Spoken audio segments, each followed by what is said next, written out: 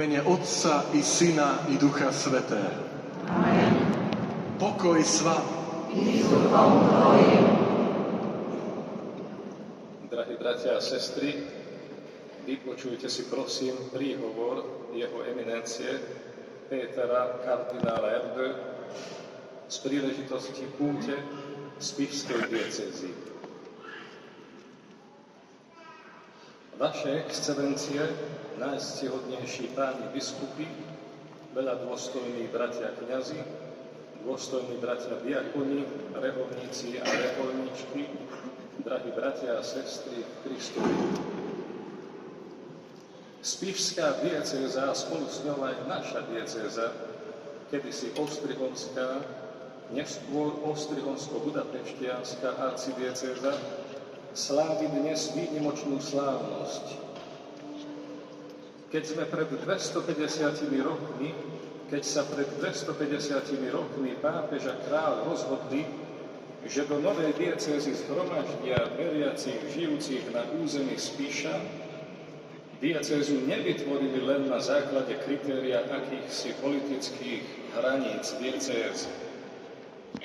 Ľud novej diecézy sa totiž dlhé stáročia tešil tej výsade, že mal v rámci diecézy osobitnú samosprávu, čo aj veriaci ľud prijal a rešpektoval.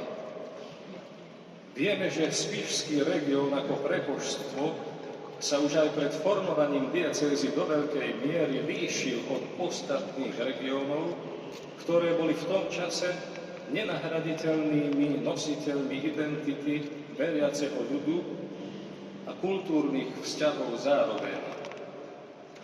V tomto zmysle teda veriace spoločenstvo, ktorému neskôr Svätý Otec a kráľ udelili osobitnú samostatnosť, vzniklo už veľmi dávno. Okrem toho z istotou vieme, že už pred nemeckou kolonizáciou existovalo na území Spiša spoločenstvo, o obyvateľstve ktorého máme len málo informácií. Vieme aj to, že diela tohto ľudu, jeho kultúra a jeho umenie ovplyvňovali aj iné územia. Tieto skvosty obdivujeme aj dnes. Keď sme teraz požičali bustu Krista do Poľska Národnému múzeu v Krakove, vedeli sme, že držíme v rukách hodnotu pochádzajúcu zo stredoveku, ktorá zároveň odkrýva také ojedinelé, ušľachtilé umelecké prvky, aké môžeme vidieť na Spiši alebo v Poľsku. Cesty a kontakty veriaceho spoločenstva, ktoré ako sieť pokryli celú strednú Európu, vedú teda skutočne ďaleko.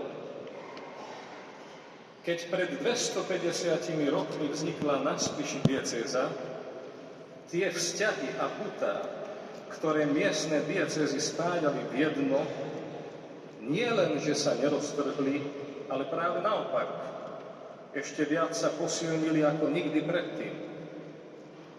Dnes, keď slávime vznik tejto diecézy a zároveň si spomíname na jej bohatú históriu, rád by som vám dve veci kládol na srdce.